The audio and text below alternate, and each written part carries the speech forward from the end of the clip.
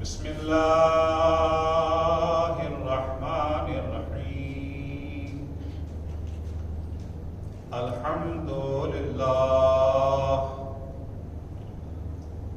والصلاة والسلام علی رسول اللہ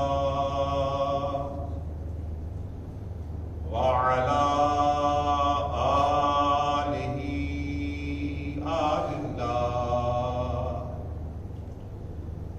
لا سیما بقیت اللہ ولعنت اللہ علی اعدائهم اعداء اللہ من یومنا هذا الى لقاء اللہ اما بعد فقد قال الامام الحسین ابو عبد اللہ الا ترون ان الحق لا يعمل به وان الباطل لا يتناهى عنه فليرغب المؤمن في لقاء الله محقا وإني لا أرى الموت إلا سعادا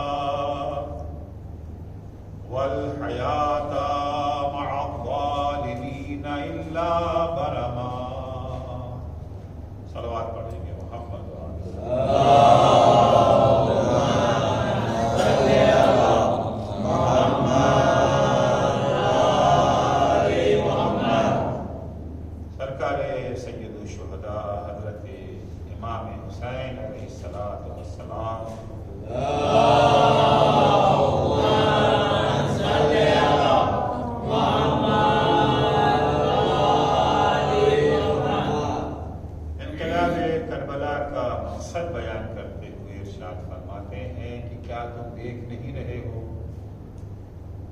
حق پر عمل نہیں ہو رہا ہے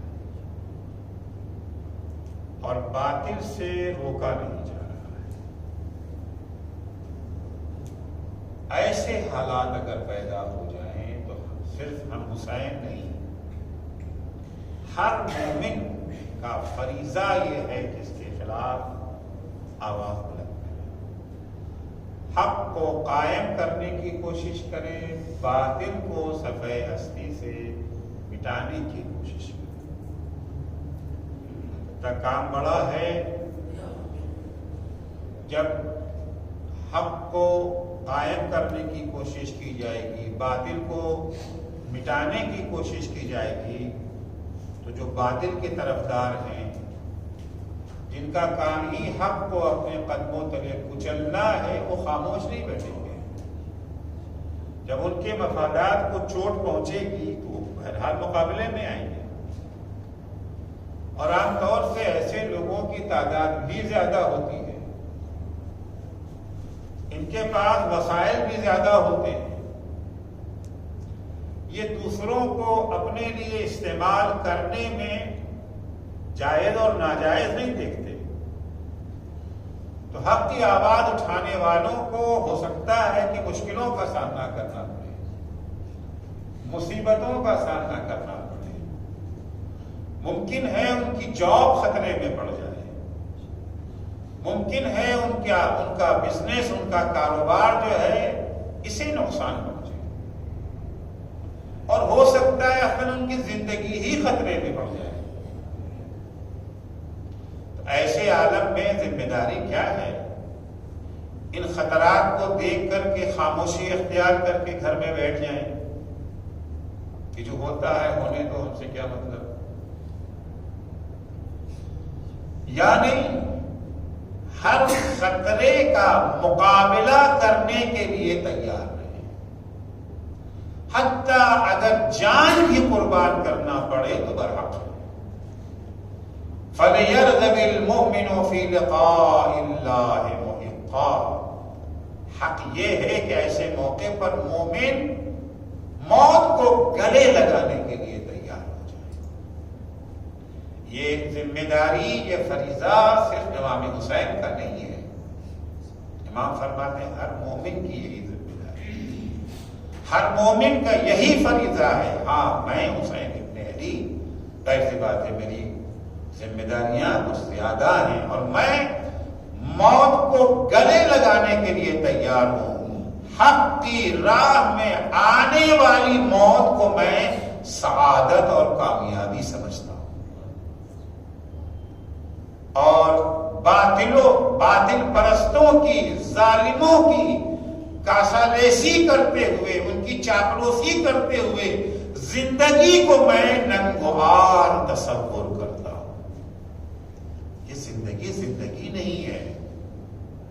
ایسے افراد جو باطل کی چوکھٹ پہ سر جھکائے ہوئے ہیں، ہر طرح کے ظلم و ستم کا مشاہدہ کر رہے ہیں اور زبان کھولنے کو تیار نہیں. یہ چلتی پھرتی لاش ہیں. اموات بین الاحیاء، زندوں کے درمیان یہ لاش ہے جو چل رہی ہے. اسے زندگی نہیں کہتے ہیں. تو امام حسین علیہ السلام جو کربلا میں آئے، جو اتنی بڑی قربانیاں دی، کیوں دی؟ حق قائم کرنے کے لیے، باطل کو مٹانے کے لیے. اور یہ ذمہ داری امام نے واضح کر دیا کہ فقط حسین کی ذمہ داری نہیں ہے. قیامت تک آنے والے جتنے بھی حسینی ہیں، جو شخص بھی اپنے کو امام حسین سے نسبت دیتا ہے، دین سے نسبت دیتا ہے، مذہب سے نسبت دیتا ہے، جو اپنے کو مسلمان کہتا ہے، جو اپنے کو مومن کہتا ہے، جو اپنے کو شیعہ علی کہتا ہے، ان سب کی یہی ذمہ داری ہے. ہماری آپ کی بھی یہی ذمہ داری ہے کہ حق کو قائم کرنے کی کوشش کریں، باطل کو مٹانے کی کوشش کریں. البتہ پھر عرض کر رہا ہوں، اتنا جتنا ہمارے بس میں ہے. کتنا بس میں ہے ہم خود جانتے ہیں یا ہمارا خدا جانتا ہے؟ خدا ہمارا اچھی طرح سے جانتا ہے کہ ہمارے بس میں کتنا ہے اور کتنا نہیں ہے. ہم اپنے جیسے انسانوں کو تو دھوکہ دے سکتے ہیں، اللہ کو دھوکہ نہیں دے سکتے ہیں. اور جواب اسی کو دینا ہے، جواب کسی انسان کو نہیں دینا ہے، ہمیں خدا کو جواب دینا ہے. تو ہماری ذمہ داری ہے حق کو زندہ کرنا، باطل کو مٹانا. تو پہلی چیز میں نے عرض کیا تھا، سب سے پہلی چیز یہ کہ ہم حق کو پہچان تو لیں کہ حق ہے کیا، باطل کو پہچان تو لیں تاکہ جسے مٹا رہے ہیں وہ باطل ہو، جسے قائم کر رہے ہیں وہ حق ہو، الٹا نہ ہو جائے. آج بہت سی جگہوں پر ہمیں دیکھنے کو ملتا ہے کہ لوگ حق کے مقابلے میں کھڑے ہوئے ہیں، اسے باطل سمجھیں گے وہی حق ہے، باطل کی حمایت کرتے ہیں، حق کی مخالفت کرتے ہیں، یہ سمجھے بغیر کہ حق کیا ہے باطل کیا ہے. کیسے پہچانے کہ حق کیا ہے باطل کیا ہے، راستہ کیا ہے؟ حق کو کیسے پہچانے؟ حق تو اس لیے پہچانے کہ ہمارے پاپا کہتے ہیں تو حق ہے، ہماری ممی کہتی ہیں تو حق ہے، ہمارے خاندان والے کہتے ہیں تو حق ہے، ہماری جماعت کہتی ہے تو حق ہے، جماعت کا صدر کہتا ہے تو حق ہے. معیار کیا ہے حق کو پہچاننے کا؟ قبیلے کا سردار کہہ رہا ہے، جیسے ہوتا میں نے آپ کو دی تھی مثال، قبیلے کا سردار کہہ رہا ہے اس لیے حق نہیں. حق کو پہچاننے کے لیے اللہ نے ہمیں دو وسیلے عطا کیے ہیں، ایک عقل ہے، دوسرے شریعت ہے. عقل کے ذریعے سے پہچانیں گے کہ حق کیا ہے، شریعت کے ذریعے سے پہچانیں گے کہ حق کیا ہے. نہ اپنے رسم و رواج کے ذریعے سے پہچاننا ہے، نہ اپنی فیملی اور خاندان کے ذریعے سے پہچاننا ہے، نہ یہ کہ ہوتا چلا آیا ہے اس لیے حق ہے. بہت کچھ ہوتا چلا آیا ہے مگر وہ باطل ہے. پیغمبر جب قولوا لا الہ الا اللہ تفلحوا کے نعرے لگا رہے تھے، بت پرستی ہوتی چلی آئی تھی نا، سال دو سال کی بات تو نہیں تھی، صدیوں سے لوگ بتوں کی پوجا کرتے چلے آ رہے تھے. پیغمبر اکرم صلی اللہ علیہ وآلہ وسلم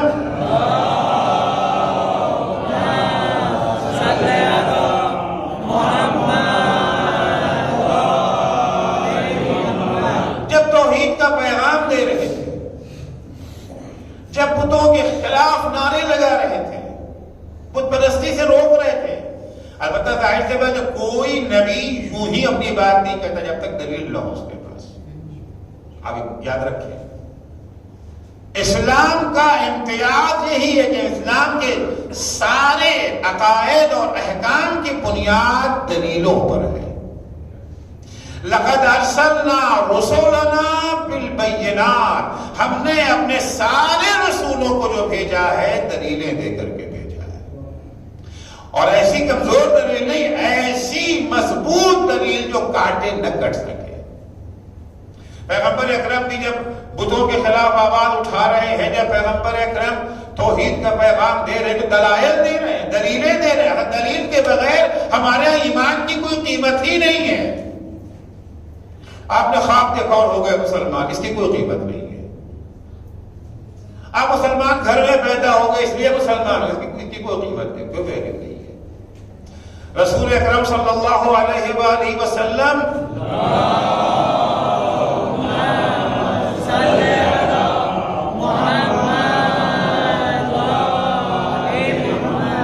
ایک راستے سے جا رہے ہیں، راستے میں ایک بوڑھی عورت بیٹھی ہوئی چرخہ چلا رہی تھی، سود کاٹ رہی تھی. حضور اس کے پاس رک گئے. جب حضور اس کے پاس رک گئے تو اس نے حضور کے احترام میں اپنا چرخہ روک دیا. اگر سود کاٹتی رہتی تو حضور کی جو حرمتی تھی نا، احترام کیا پیغمبر کا، ہاتھ روک لیا. حضور نے پوچھا بڑی بھی یہ بتائیں کہ اللہ ہے؟ کیا دلیل؟ کیا دلیل ہے؟ تو دلیل کیا ہے؟ دلیل کے بغیر اللہ کا پر ایمان کوئی معنی نہیں رکھتا. دلیل کیا ہے؟ اس خاتون نے کہا کہ یا رسول اللہ پہلے آپ یہ بتائیے چرخہ ابھی چل رہا ہے یا رکا ہوا ہے؟ حضور نے کہا رکا ہوا ہے. کہ اس سے پہلے یہ چل رہا تھا کہ رکا ہوا تھا؟ کہ نہیں، اس سے پہلے تو چل رہا تھا. حضور یہ رک کیوں گیا؟ کہ تم چلا رہی تھی تو چل رہا تھا، تم نے ہاتھ ہٹا لیا تو رک گیا.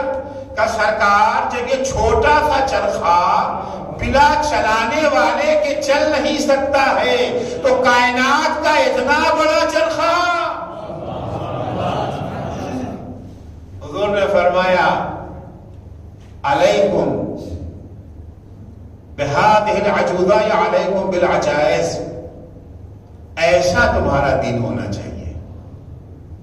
ہر چیز کی تمہارے پاس دلیل ہونی چاہیے. تو حضرت نے دلیلیں پیش کی وحدانیت کے سلسلے میں، بت پرستی کے خلاف حقائق عالم پیش کر رہے ہیں. دلیلیں ایسی ہیں جو دلوں کو چھو بھی رہی ہیں، ذہن قبول بھی کر رہا ہے کہ بات تو صحیح کہہ رہے ہیں، مگر ایک مشکل آ گئی. مشکل یہ ہے کہ باپ دادا تو اس کے خلاف تھے. یہ توحید کی دعوت دے رہے ہیں، باپ دادا شرک میں ڈوبے ہوئے تھے. اگر ان کو صحیح مان لیں تو گویا باپ دادا غلط تھے. باپ دادا کے زمانے سے چلا، پرکھوں کے زمانے سے چلا آ رہا ہے. تو یہی کہتے تھے کہ وجدنا علیہ آباءنا الفینا علیہ آباءنا، ہم نے تو اپنے باپ دادا کو توحید کی پوجا کرتے دیکھا ہے، ہم نے تو اپنے باپ دادا کو شرک ہی میں غرق دیکھا ہے. اگرچہ توحید کی دلائل مضبوط ہے، ذہن قبول کر رہا ہے، قرآن عیشوں کی مذمت کر رہا ہے جو دلائل کے مقابلے میں باپ دادا سے ملنے والے رسم و رواج کی پیروی کر رہے ہیں. ذریعہ حق پہچاننے کا ایک عقل ہے. تو سب نے حدیث پیش کی تھی نا، للہ علی الناس حجتین، حجت ظاہرہ و حجت باطنہ. اللہ نے ہر شخص کو دو دلیلیں دی ہیں، ایک دلیل باطن، ایک دلیل ظاہر. ایک اندر ہمارے وجود کے دلیل ہے اور ایک ہمارے وجود سے باہر ہے. جو ہمارے وجود کے اندر دلیل ہے اس کا نام ہے عقل. عزیزو یہ شیعہ مذہب کا خاص امتیاز ہے، ہمارا مذہب عقل کی بنیاد پر استوار ہے۔ ہمارے یہاں وہ عقیدہ ہی نہیں ہے جس کی بنیاد عقل پر نہ ہو۔ یہ اور ہیں جو کہتے ہیں کہ صاحب آستھا میں عقل کا کیا گزر، ہمارے یہاں وہ آستھا کسی کام کی نہیں ہے جس کی تائید عقل نہ کرے۔ البتہ ایک بات یاد رکھیے گا، عقل اور خواہش نفس دونوں میں فرق ہے۔ کبھی کبھی لوگ خواہش نفس کو عقل کا نام دے دیتے ہیں، عقل کہتے ہی اسے ہیں کہ جو خواہش نفس کو باندھ کے کنارے لگا دے، وہی عقل ہے۔ اگر عقل پر خواہش نفس غالب ہو گئی تو وہ عقل نہیں ہے، اس عقل کو نہیں ماننا ہے، اس عقل کو ماننا ہے جو خواہش نفس پر غالب آ جائے۔ امام جعفر صادق علیہ السلام فرماتے ہیں،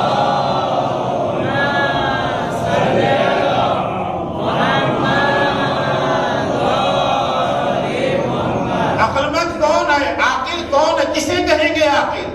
علی کو عاقل کہیں گے کہ معاویہ کو عاقل کہیں گے؟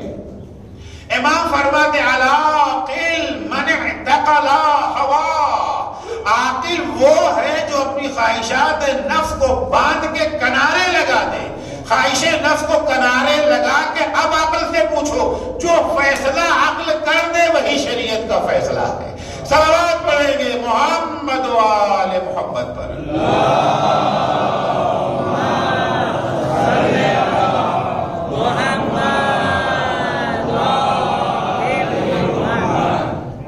کا فیصلہ تو دیکھیے، ایک تو عقل کو فیصلے کے لیے ضروری ہے جو خواہشات نفس سے اپنے کو الگ کر لے۔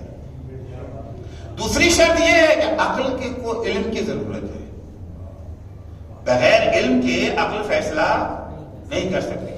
اگر ہم عقل کو جو ہے مثال دینا چاہیں، تشبیہ دینا چاہیں تو ایک کمپیوٹر کی مثال ہے۔ کمپیوٹر سے آپ یہ جو ہے نتائج حاصل کرنا چاہتے ہیں نا، کب ممکن ہے؟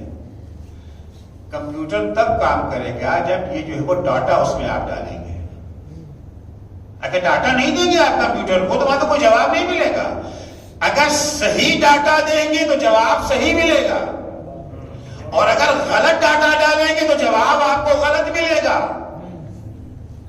فرض کیجیے آپ کمپیوٹر سے پوچھنا چاہتے تھے ہندوستان پاکستان کی جنگ خدا کرے کبھی نہ ہو، جنگ ہونے والی ہے، کون جیتے گا؟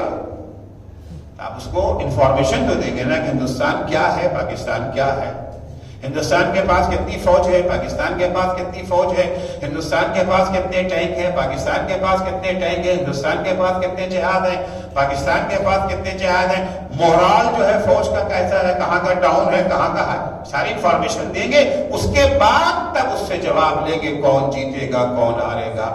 اگر آپ نے اسے غلط انفارمیشن دے دیا، جو انفارمیشن انڈیا کی تھی وہ آپ نے پاکستان کے کھانے میں ڈال دیا، اور پاکستان والی انفارمیشن آپ نے انڈیا کے کھانے میں ڈال دیا، جواب صحیح ملے گا آپ کو؟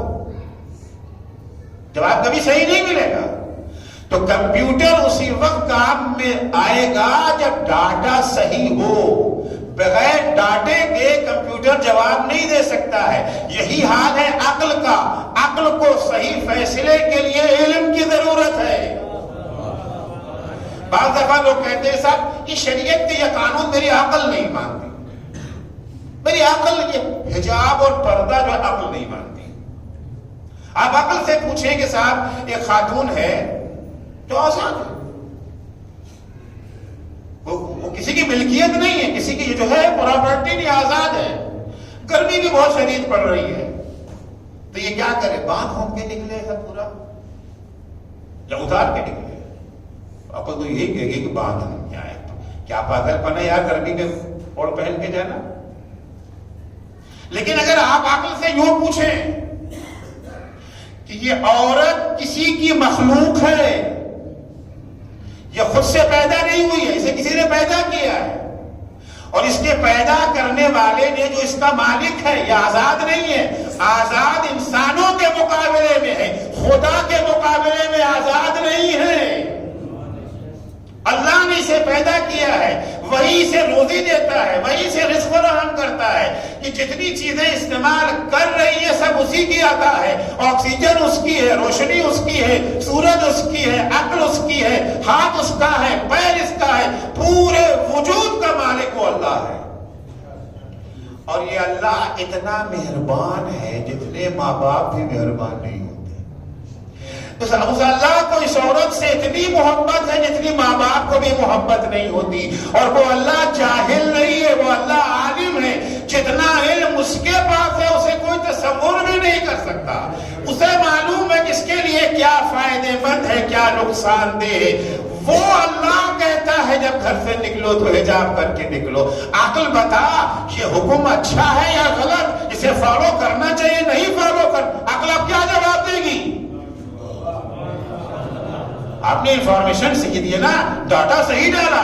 اگر آپ ڈاٹا غلط دیں گے، انفارمیشن غلط دیں گے، عقل کو تو ظاہر سے بات دے گی. آپ کہتے نہیں صاحب اس کا کوئی مالک نہیں، یہ خود سے پیدا ہوئی ہے، یہ ساری چیزیں آکسیجن بھی اس کی اپنی بنائی، سب اپنی بنائی ہے، آزاد ہے. اب یہ کیوں پابند ہو؟ تو عقل کہے گی صحیح بات ہے، کیوں پابند ہو؟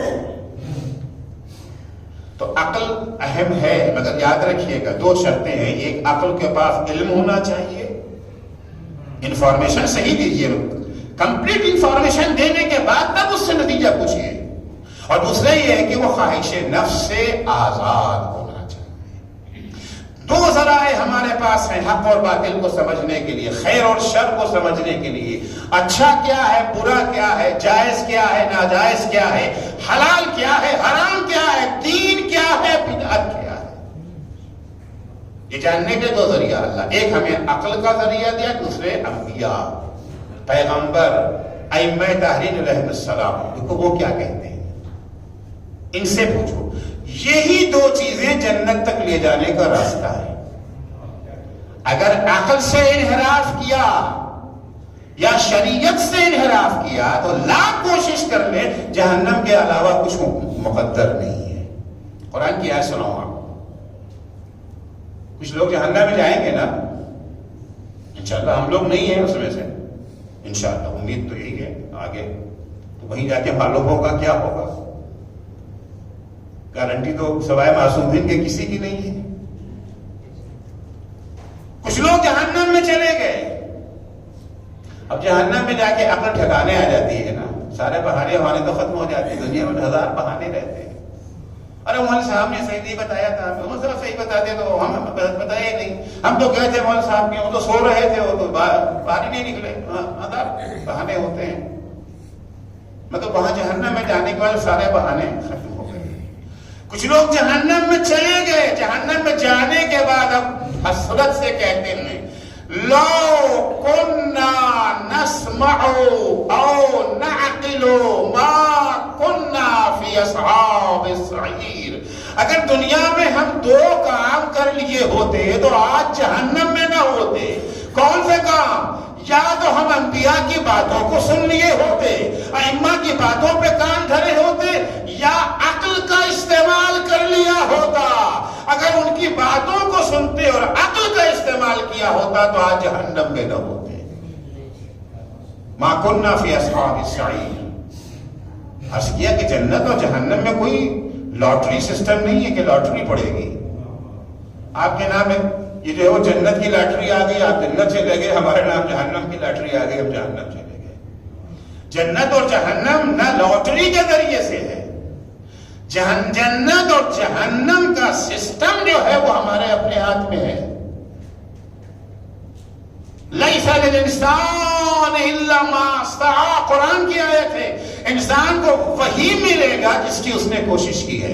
اگر جہنم والا کام کیا ہے تو جہنم ملے گا، جنت والا کام کیا ہے تو جنت ملے گی. کل نفس بما کسبت رہینہ، قرآن کی آیت ہے. ہر نفس، ہر شخص گروی ہے اپنے اعمال کا، جو آپ نے عمل کیا ہے.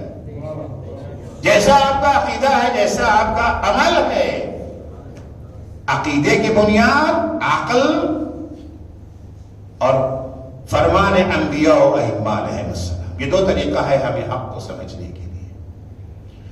ہم جب عقل کا استعمال کرتے ہیں، ہم جب شریعت کا استعمال کرتے ہیں، ہمیں پتہ چلتا ہے توحید حق ہے، اللہ کی وحدانیت حق ہے.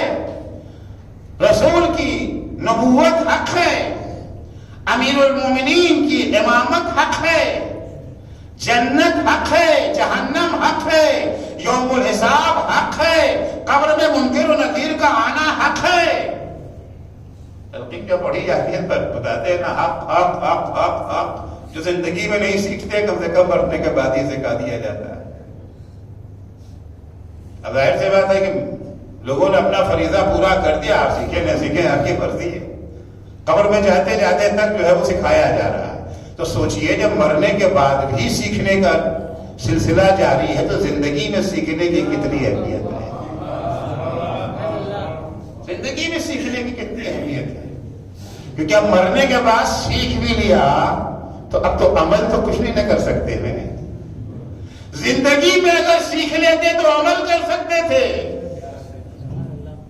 لہذا اس زندگی کی لمحات کو قیمتی سمجھیے، علماء کے وجود کو قیمتی سمجھیے۔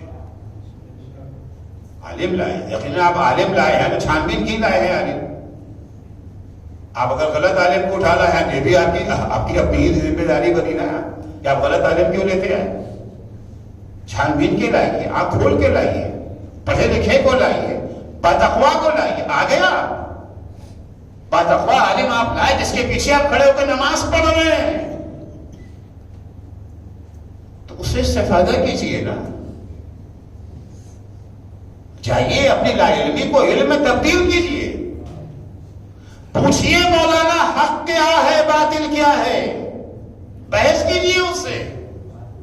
یہ نہیں اپنی بس جناب نے کہہ دیا تو آگے نہیں، کیوں نہیں بولنا ہے، سوال کیجیے۔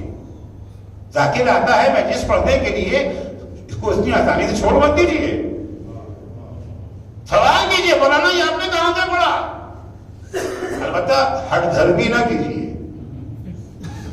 معقول بحث کیجیے۔ میں نے عرض کیا نا کہ دو ہی راستہ ہے، ایک عقل کا راستہ ہے، ایک شریعت کا راستہ۔ آپ کہتے ہیں نا ہم عقل مانتے ہیں نا شریعت، آپ عقل و شریعت سے ہٹ کے ثابت کیجیے، کون ثابت کرے گا؟ دو ہی ذریعہ تو ہے نا، عقل اور شریعت۔ اس سے پوچھئے مولانا آپ نے جو یہ بیان کیا ہے یا عقل کا حکم ہے یا شریعت کا حکم ہے،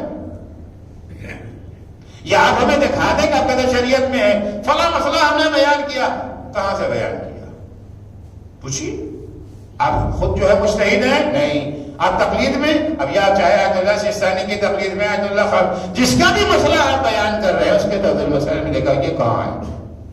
سوال کیجئے، پوچھئے، شرمائیے نہیں۔ مجلس سے نکلنے کے بعد بعد میں باہر بیٹھ کے آپس میں بات کرنے سے کوئی فائدہ نہیں۔ مولانا کو پکڑیے، وہیں پر پکڑیے۔ اصل مجلس کے بعد کہیے مولانا صاحب 20 منٹ بیٹھیے یہیں پر، آپ 10 منٹ مجلس کم پڑھ لیجیے، کوئی حرج نہیں ہے، مگر جواب دے کے جائیے سبب، تاکہ جو بات ہے وہ مضبوطی کے ساتھ آئے۔ بہرحال تو حق کو پہچاننے کے دو ذرائع، ایک عقل ہے اور ایک شریعت ہے۔ عقل کے عرض کیا کہ عقل توحید ہے، عقل جو ہے نبوت ہے، عقل جو کہتی ہے حق کیا ہے، حق وحدانیت خدا ہے، حق نبوت ہے، خاتم النبیین ہے، حق امامت امیر المومنین ہے، حق قیامت ہے، حق جنت ہے، حق ہے، شیعہ مذہب حق ہے، یہ سارے حق ہیں۔ لیکن یہ حق جو ہے اس کی ایک خاصیت بھی ہے، وہ خاصیت یہ ہے کہ حق پر عمل کرنا آسان نہیں ہے۔ حق جو ہے وہ میٹھا میٹھا نہیں ہے، کڑوا ہے، اور انسان کو پسند کیا آتا ہے میٹھا۔ لاکھ شوگر پیشنٹ ہو جائے مگر پسند تو میٹھا ہی ہوتا ہے نا۔ ڈاکٹر منع کرتا ہے میٹھا کھانے سے، مگر اچھا تو میٹھا ہی لگتا ہے۔ بھائی آج عید کا دن ایک چمچہ تو کھا لینے دو۔ حضور فرماتے الحق ثقیل ومر والباطل خفیف وحل۔ ہماری ذمہ داری ہے حق کا ساتھ دینا، باطل کی مخالفت کرنا، تو یہ اتنا آسان کام نہیں ہے۔ حق کا ساتھ دینا بھاری ہے، ثقیل ہے، مشکل ہے اور تلخ ہے، کڑوا ہے، وہ ذائقے کو اچھا نہیں لگے گا۔ اور باطل ہلکا بھی ہے، آسان بھی ہے اور میٹھا بھی ہے۔ ابھی ماہ رمضان گزرا ہے، 3 مہینہ پہلے 4 مہینہ پہلے ماہ رمضان گزرا ہے. اب مجھے بتائیے کہ روزہ رکھنا آسان تھا کہ روزہ چھوڑنا آسان تھا؟ اللہ کرے کہ آپ اس مرحلے میں پہنچ گئے ہو کہ روزہ رکھنا آپ کو آسان ہو. ورنہ عام طور سے دھوپ ہے، گرمی ہے، بے چین ہو رہے ہیں، شربت رکھا ہے، پینا آسان ہے کہ چھوڑنا آسان ہے؟ چھوڑنا تو مشکل ہے. صبح سویرے نماز کے لیے اٹھنا آسان ہے یا سوتے رہنا آسان ہے؟ بستر چھوڑنا آسان ہے یا بستر پر پڑے رہنا آسان ہے؟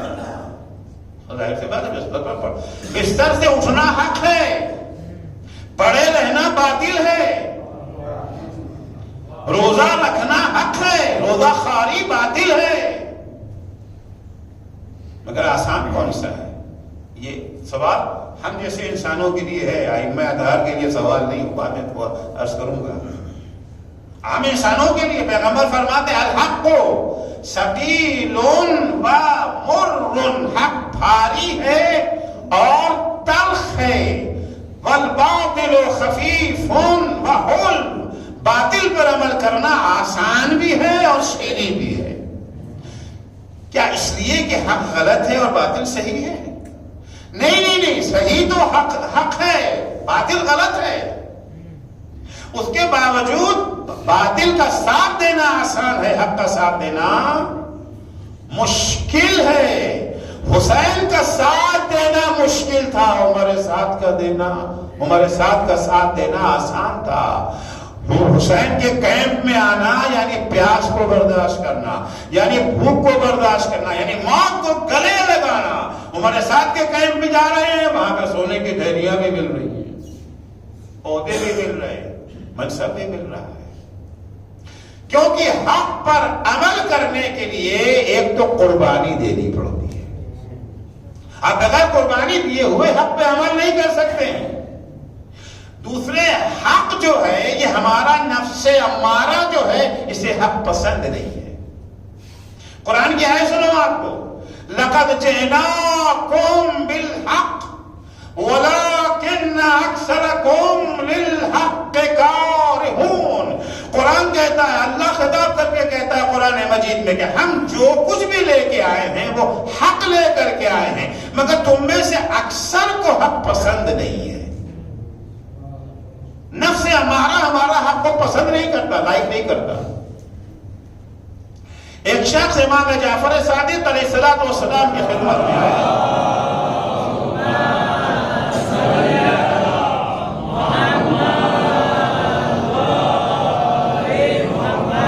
آنے کے بعد امام سے کہتا ہے مولا ایک مسئلہ بتا دیجیے. فتویٰ پوچھ رہا ہے، سوال کر رہا ہے. اچھا، یہ سوال کرنے والوں کی ایک ذہنیت ہوتی ہے، مینٹلٹی ہوتی ہے. وہ چاہتے ہیں کہ جو انہیں اچھا لگتا ہے مولانا وہی بیان کرے. اگر مولانا وہی بیان کرے جو انہیں پسند ہے تو مولانا اس سے اچھا تو کوئی مولانا ہے ہی نہیں، کوئی جناب ہے ہی نہیں. استخارے میں بھی یہی ہوتا ہے. استخارہ دکھلانے آتے ہیں تو چاہتے ہیں کہ استخارے میں وہی آئے جو انہیں اچھا لگتا ہے. بھئی اگر وہی کرنا ہے تو استخارہ دکھاتے ہی کیوں ہو؟ جو اچھا لگتا ہے کرو جا کر کے. نہیں، استخارہ دکھاتے ہیں تاکہ اپنی غلطی میں کسی کو شریک کر لیں. کل اگر خدا نخواستہ وہ اس میں کچھ نقصان ہو گیا، خسارہ ہو گیا، تو اکیلے کو اس نقصان کا بوجھ اپنے کندھے پہ نہ اٹھائیں، اللہ کو بھی شامل کر لینا کہ وہ اللہ سے رائے، اللہ نے یہ رائے دی تھی ہمیں. تو عموماً لوگوں کا ذہنیت یہ ہوتی ہے کہ فتویٰ ہوتے ہیں. امام علیہ السلام سے اس نے فتویٰ پوچھا، سوال کیا. امام نے جواب میں وہ کہا جو اسے پسند نہیں تھا. اب اس کے چہرے سے آثار، ہمیں چہرے کے آثار پڑھ لیے کسے. امام نے کہا یا ھذا اصبر علی الحق. اے شخص، اگرچہ تجھے حق پسند نہیں آ رہا ہے مگر تو حق کو قبول کر، حق پر ثابت قدم رہ، ڈٹ جا حق کے اوپر.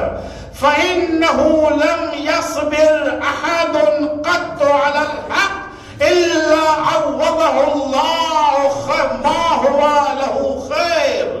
جب بھی کسی نے حق کو قبول کر لیا ہے، چاہے بظاہر اس کا نقصان ہی کیوں نہ ہو اس کے اندر، جب بھی کسی نے حق کو قبول کر لیا، اللہ نے جو اس نے کھویا ہے اس سے بہتر اللہ اس کا بدل اسے دے گا۔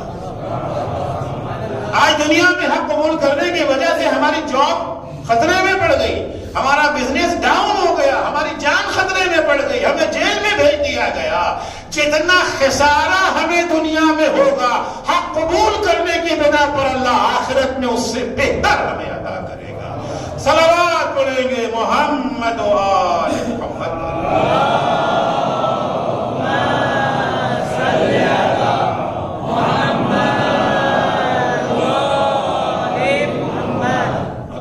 کہ جب حق کو قبول کر لیں، حق کا ساتھ دیں گے، اتنا آسان نہیں ہے۔ پہلی بات ہے کہ ہمارا یہ نفس امارہ جو اندر ہے نا، یہ نہیں قبول کرنے دیتا۔ یہ ان لوگوں کے لیے ہے جو نفس امارہ اور لوامہ کے بیچ جی رہے ہیں۔ ہم سب لوگ تقریباً ایسے ہی ہیں نا، ہمارے یہاں جنگ چل رہی ہے اندر۔ ایک طرف نفس امارہ ہے جو کہتا ہے گناہ کرو، جیسے مؤذن کہتا ہے حی علی خیر العمل، نفس امارہ کہتا ہے یار چھوڑو، سو رہو، رات میں دیر میں سوئے ہو، بہت دیر ہو گئی تھی، 12 بجے تو گھر آئے ہو، 1 بجے تو گھر آئے ہو، ابھی تو آنکھ لگی تھی، سو رہو، نماز بھی نہیں پڑھی جا سکتی ہے۔ نفس لوامہ کہتا اٹھ، تو بندہ خدا ہے، تجھے شرم نہیں آ رہی ہے؟ باس اگر آفس میں بلا لیتا ہے 3 بجے رات کو جانے کو تیار ہو جاتے ہو، 8 گھنٹہ 10 گھنٹہ 12 گھنٹہ 14 گھنٹہ، آج کل کی تو نوکریوں کو کچھ اندازہ ہی نہیں ہے کتنے کتنے گھنٹے کی نوکریاں ہیں، وہاں تم انجام دیتے ہو، کیونکہ چند ٹکوں کے بدلے میں جس خدا نے سارا وجود تمہیں عطا کیا، سب کچھ اسی کی عطا ہے، سب اسی کی پراپرٹی ہے، اس کا حکم ہے اٹھو، جو اٹھنے کو تیار نہیں ہوتے ہو۔ لوامہ کہتا ہے اٹھ، ہمارا کہتا ہے سو رہا، تو کبھی لوامہ جیتتا ہے، کبھی ہمارا اٹھ گئے، اس کا مطلب ہے لوامہ جیت گیا، سوتے رہے یعنی ہمارا جیت گیا۔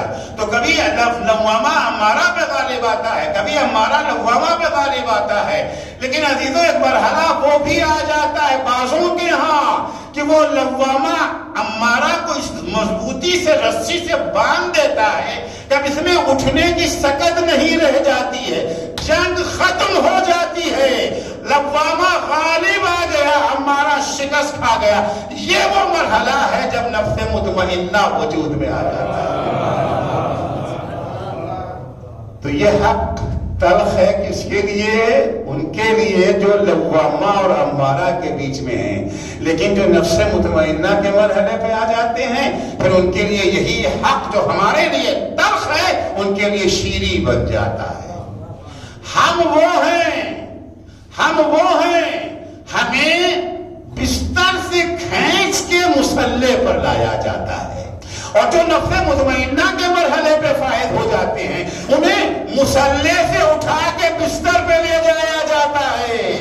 یا ایھا المزمل قم اللیل الا قلیلا، اے میرے حبیب رات بھر نماز نہ پڑھو، کچھ آرام بھی کر لو، دن میں تمہیں بہت کام کرنا ہے۔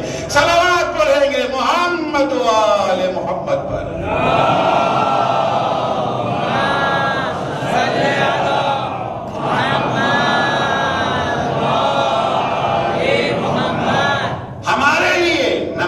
تکلیف ہے، اصلا دیکھیے نا، شرعی قوانین کا نام ہی ہے احکام تکلیفیہ، ان کا نام ہی یہی ہے۔ شریعت کی نگاہ میں ہم ہیں مکلف یعنی جسے تکلیف دی گئی ہے، اللہ ہے مکلف، تکلیف دینے والا، اور جو قانون ہے وہ کیا ہے؟ وہ ہے احکام تکلیفیہ، تکلیف۔ تو یہ ہم جیسوں کے لیے تکلیف ہے، ہمارے لیے نماز تکلیف ہے۔ آج اگر اعلان ہو جائے کہ امام زمانہ کا میسج آیا کہ آج کے بعد سے نماز نہیں پڑھنی ہے، معاف، اب آج کے بعد سے روزہ نہیں رکھنا ہے، معاف، روزہ کتنی خوشی منائی جائے گی، تو کون پڑھے گا نماز؟ نماز پڑھو یا نہ پڑھو، جنت جہنم سے تو کوئی تعلق نہیں ہے، نہ پڑھنے سے جنت ملے گی نہ پڑھنے سے جہنم۔ روزہ رکھو یا نہ رکھو، نہ روزہ رکھنے سے جنت ملے گی اور نہ رکھنے سے جہنم، پھر آزاد۔ کتنے لوگ پڑھیں گے پھر نماز؟ ہم تو جو کام کرتے ہیں وہ جنت کے لالچ میں اور جہنم کے خوف سے کرتے ہیں نا. کیونکہ ہم نے بتایا کہ ہم ابھی وہ لوامہ اور امارہ کے بیچ میں پھنسے ہوئے ہیں.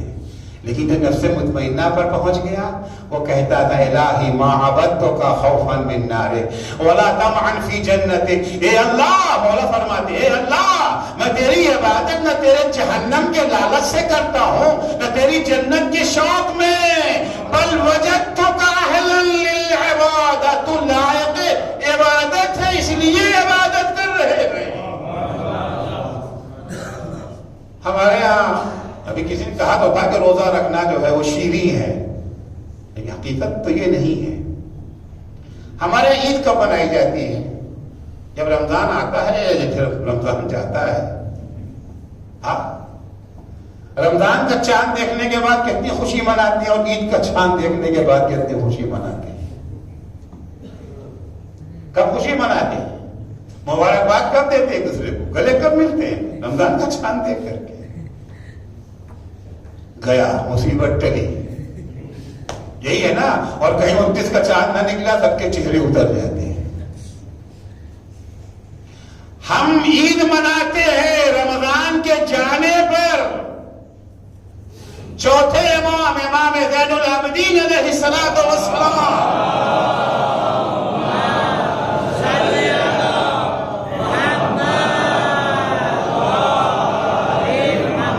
فرماتے ہیں کہ عید ہم اہل بیت کی عید رمضان ہے. جب رمضان آتا تھا تو ان کی عید آتی تھی اور جب رمضان جاتا تھا تو زار و قطار روتے تھے. صحیفہ سجادیہ میں وہ دعا ہے، دعائے وداع ماہ رمضان. جب ماہ رمضان جاتا تھا تو ہم کو چاند دیکھ کر کے ہنسنے لگتے، خوشی مناتے تھے. امام زار و قطار رونے لگتے تھے. امام کی آنکھوں سے آنسو جاری ہے. فرماتے رخصت کر رہے ہیں جیسے بیٹی کو کوئی رخصت کرتا ہو، بیٹے کو رخصت کرتا ہو، اس طریقے سے رمضان کو. اس میں ایک جملہ ہے السلام علیکہ یا عید اولیاء اللہ الاکبر. خدا حافظ ماہ رمضان، وہ مہینہ جو اولیاء خدا کی سب سے بڑی عید ہے. ہماری عید پہلی شوال ہوتی ہے، ان کی عید پہلی رمضان کو شروع ہوتی تھی. کیوں؟ ہم مسئلہ وہی ہے کہ حق رمضان حق ہے کہ نہیں ہے؟ رمضان کا حق ہے، روزہ حق ہے، لیکن اکثرکم للحق کارہون، ہمارے نفس کو پسند نہیں ہے. قنوت پڑھتے ہیں عید کا، البتہ وہ شرعی اعتبار سے ہے کہ آپ قنوت میں کچھ بھی پڑھ سکتے ہیں. اللہم صلی علی محمد و آل محمد بھی کہہ سکتے ہیں، ربنا آتنا فی الدنیا حسنہ بھی کہہ سکتے ہیں. لیکن ظاہر سی بات ہے ہمارا تو سارا دن رسم و رواج پہ ٹکا ہے نا. یہ قنوت وہ ہے جو مستحب ہے پڑھنا، پڑھیں تو اچھی بات ہے، نبی پڑھے تو نماز صحیح ہے. وہی وہ والا قنوت جس میں عید کا لفظ آیا ہے. اب اگر کوئی شامت کا ہمارا مولوی کسی سال نماز عید میں وہ قنوت نہ پڑھے، ہر طرف سے ہنگامہ ہو جائے گا نا. مولوی کیسے کہا یہ کیسا مولوی ہے، یہ کہاں سے لے کے آئے پائے، یہ تو پڑھا ہی نہیں انہوں نے. ہاں، نماز عید میں 2 رکعت نماز ہے. مستحب یہ ہے کہ پہلی رکعت میں حمد کے بعد سورہ اعلیٰ پڑھیں، دوسری رکعت میں حمد کے بعد سورہ شمس پڑھیں. مستحب ہے، واجب نہیں ہے. یعنی حمد کے بعد اگر قل واللہ بھی پڑھ لیں تو نماز صحیح ہے، والعصر بھی پڑھ لیں تو نماز صحیح، غلط نہیں ہے. لیکن اگر کوئی شامت کا مارا مولوی یہ جو ہے وہ قل واللہ پڑھ دے نماز میں، پھر دیکھیے کیا ہوتا ہے، ہنگامہ. تو کیا بات، ارے کیسے مولا کیا ہوا، ارے وہ والا سورہ تو پڑھا ہی نہیں. کون سا سورہ؟ یہ سورہ کا نام تو نہیں پتا. سورہ کا نام کون سا سورہ؟ ارے وہ ہا والا سورہ تو پڑھا ہی نہیں انہوں نے، ہے نا. والشمس وضحاها والقمر اذا طلاها والنهار اذا جلاها والليل اذا يغشاها والسماء وما بناها والارض وما طحاها ونفس وما سواها فالهمها فجورها وتقواها. تو سورہ کا نام نہیں معلوم، وہ ہا والا سورہ تو پڑھا ہی نہیں انہوں نے. حالانکہ یہ ہا والا سورہ جو سورہ شمس جو ہے یہ پڑھنا نماز کا واجب نہیں، مگر رسم یہ ہوتا ہے. سارا دین تو ہمارا رسم کا پابند ہے نا.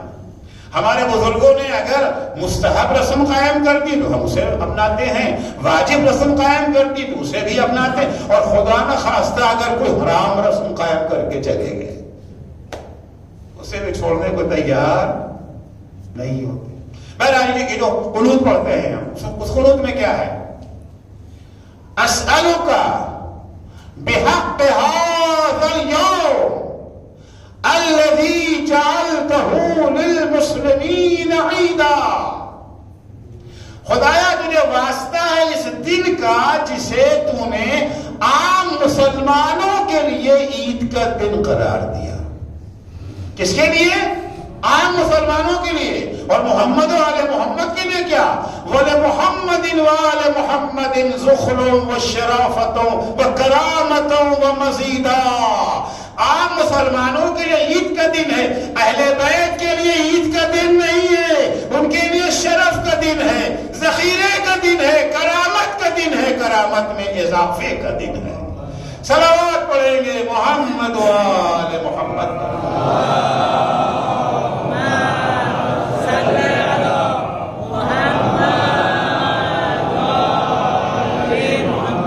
تو حق تلخ ہے اور بھاری ہے.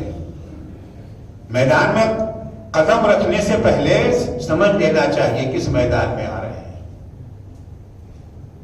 پتہ ہی نہیں تھا, ہم تو سمجھتے صاحب وہ مارچ ہے آج, وہ ریلی ہے, ہم تو سمجھے ریلی کے بعد حلوہ بٹے گا, وہاں تو ڈنڈا پڑنے لگا, لاٹھی چارج ہو گیا, آپ سے گولے چھوٹنے لگے, گولیاں چلنے لگی, بھاگے میدان سے. ہمیں کیا پتا تھا؟ نہیں, پہلے سے سوچ سمجھ کے اگر گئے ہو تو ہو سکتا ہے گولی بھی چل سکتی ہے. پھر یہ مجمع نہیں بھاگتا, یہ مجمع نہیں بھاگتا. اس مجمع کو ہم نے ایران کے انقلاب کے دوران دیکھا ہے. الحمدللہ میں پورے انقلاب کے دوران وہاں موجود تھا. عالم یہ ہوتا تھا کہ آگے آگے عورتیں ہیں, گود میں ان کے بچے ہیں, اور مشین گن سے انہیں بھونا جا رہا ہے. ایک میدان چھوڑ کر کے نہیں گیا. ایک ایک دن میں ایک ایک میدان میں 5,000 لاشیں گری ہیں. سال بھر میں 72,000 لوگ مارے گئے تھے. مگر ان کے سواد قدم میں لفظ کیوں جانتے تھے؟ کربلا میں حسین کے ساتھ چھوڑ کے کوئی کیوں نہیں گیا؟ حسین نے کہا تھا نا چلے جاؤ, وہ کیوں نہیں گیا ساتھ چھوڑ کر کے؟ اس لیے کہ جو آیا تھا سمجھ کے آیا تھا, معلوم تھا کہ کیا ہے, پتا تھا کہ وہاں پر سختی ہے. امام حسین نے قدم قدم پہ بتا دیا تھا. جس لوگ مکے سے جا رہے ہیں بتا دیا کون آئے, فَلْيَرْحَلْ مَعَنَا, کون آئے جو راہ خدا میں اپنا خون بہانے کو تیار ہے, وہ آئے. مال غنیمت جمع کرنے والے نہ آئے, وہاں کچھ نہیں ملنے والا ہے. دنیا میں کچھ نہیں ملنے والا ہے, جو ملے گا وہ خدا کے یہاں ملے گا. اگر یہ ایمان ہے تو میدان میں ہو. تو یاد رکھیں, ذمہ داری ہماری حق کا ساتھ دینا ہے, لیکن حق کا ساتھ دینا اتنا آسان نہیں. قربانیاں دینی پڑیں گی, نفس کو کچلنا پڑے گا. اور جو لوگ قربانی دینے پہ تیار تھے, جو نفس کو کچلنے پہ تیار تھے, کربلا میں کہیں بھی ان کے ہاں شکوہ نہیں ملا, نہ بڑا نہ بچہ. کسی نے جا کر کے شمر سے بھیگ کی رحم مانگی؟ بھیک مانگی کسی نے؟ کسی نے کہا بھیا ہم تو بچے, ہمیں معاف کر دو. کسی نے کہا چھوٹے چھوٹے بچے پیاسے ہیں, بھوکے ہیں. مگر وہی آواز جو حسین ابن علی کا نعرہ تھا, وہی نعرہ بچوں کا بھی تھا, وہی نعرہ بچوں کا بھی تھا. جو مصیبتیں علی اکبر نے برداشت کی, وہی مصیبت بلکہ اس سے زیادہ مصیبت سکینہ نے برداشت کی. نہ علی اکبر کے موقف میں کوئی لچک ہے, نہ سکینہ کے موقف میں کوئی لچک ہے. آپ دیکھیں کہ ایک بچی کو شدت سے پیاس سے تڑپ رہی ہے, شدت سے پیاس سے تڑپ رہی ہے. کربلا میں جو شہید ہو گئے عصر عاشوراء, ان کے پیاس ختم ہو گئی, لیکن جو باقی رہ گئے وہ ہمیشہ ہمیں پیاسے نظر آ رہے ہیں. ایک منزل پر قافلہ ٹھہرایا گیا ہے, شدید گرمی پڑ رہی ہے. شمر نے اپنے لشکر کو تو خیمے کے نیچے رکھا, لیکن اہل بیت اطہار کے اسیروں کو جلتی ہوئی زمین پر تپتی ہوئی دھوپ میں شدید گرمی ہو رہی ہے، پیاس کا غلبہ ہے، شمر ایک دفعہ مشکیزہ اٹھاتا ہے، اپنے فوجیوں کو پانی پلاتا ہے۔ سکینہ نے پانی دیکھا،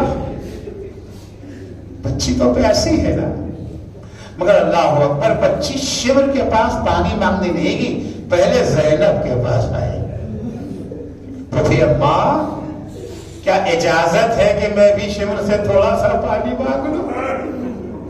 زینب کا دل تو نہیں چاہتا ہے کہ بھائی کے قاتل کے پاس سکینہ کو پانی کے لیے بھیجے، مگر زینب مجبور ہے، کرے تو کیا کرے؟ ارے پانی لانے والا سبقات فرات کے کنارے سو رہا ہے۔ بادل ناخواستہ زینب نے سکینہ کو اجازت دے دی۔ بچی ایک کاسا لیے ہوئے شمر کے پاس آتی، اے شمر ہمارا گلا خشک ہو گیا، گلے میں کانٹے پڑ گئے ہیں، تھوڑا سا پانی ہمیں بھی پلا دے۔ شمر نے کوئی جواب نہ دیا، بچی پیچھے پیچھے۔ آخر میں سکینہ نے سوچا شاید جب اپنوں کو پانی پلا دے گا تو بعد میں ہمیں بھی پانی دے گا۔ سکینہ ایک گوشے میں بیٹھ گئی۔ جب شمر سب کو پانی پلا چکا تو سکینہ پھر آگے بڑھی، اپنا کاسا آگے بڑھایا، شمر تھوڑا سا پانی ہمیں بھی دے دے۔ عزیزو شمر نے مشکیزہ کھولا، سکینہ سمجھی پانی دینا چاہتا ہے، کاسے کو آگے بڑھایا، مگر شمر نے سکینہ کے کاسے میں پانی ڈالنے کے بجائے سارا پانی زمین پہ بہا دیا۔ سکینہ زمین پہ لوٹنے لگی۔ اے چچا پاک، جب سے تم گئے سکینہ پانی کو ترس گئی۔ الا لعنت اللہ علی قوم الظالمین وسيعلم الذين ظلموا أي منقلب ينقلبون۔ بہرحال تجھے واسطہ ہے محمد و آل محمد علیہ السلام کا، ہماری اس مختصر سی عبادت کو قبول فرما۔ پالنے والے ہمیں اپنے نفس امارہ پر غلبہ پانے کی توفیق عنایت فرما۔ بہرحال ہمیں توفیق دے کہ حق کا قبول کرنا ہمارے لیے شیریں بن جائے۔ بابو صدقے میں اہل بیت اطہار علیہ السلام کے جو مومنین و مومنات بیمار ہیں انہیں شفائے کاملہ عاجلہ عنایت فرما۔ جو پریشان حال ہیں ان کی پریشانیوں کو دور فرما۔ جو مقروض ہیں ان کے قرضوں کو ادا فرما۔ جو بے روزگار ہیں انہیں حلال اور پاکیزہ روزگار عنایت فرما۔ جو صاحب روزگار ہیں ان کے روزگار میں مزید ترقی اور انہیں اپنے بے روزگار بھائیوں کی مدد کی توفیق عنایت فرما۔ معبود تجھے واسطہ ہے محمد و آل محمد علیہ السلام کا، جو بے اولاد ہے انہیں نیک اور صالح اولاد عنایت فرما۔ جو صاحب اولاد ہیں انہیں اپنی اولاد کی دینی تعلیم و تربیت کی توفیق عطا فرما۔ بار الہ شیعیان حیدر کرار، محبان اہل بیت اطہار، زائران سید الشہداء، عزاداران مظلوم کربلا جہاں کہیں بھی ہوں ان کی جان مال عزت آبرو کی حفاظت فرما۔ معبود صدقے میں اہل بیت اطہار علیہ السلام کے مراجع کرام اور رہبر معظم انقلاب اسلامی کی حفاظت فرما۔ امام زمانہ کے ظہور میں تعجیل فرما۔ جب حضرت کا ظہور ہو تو ہمارے اعمال ایسے ہوں کہ ہم ان کے اصحاب و انصار میں شمار ہو سکیں۔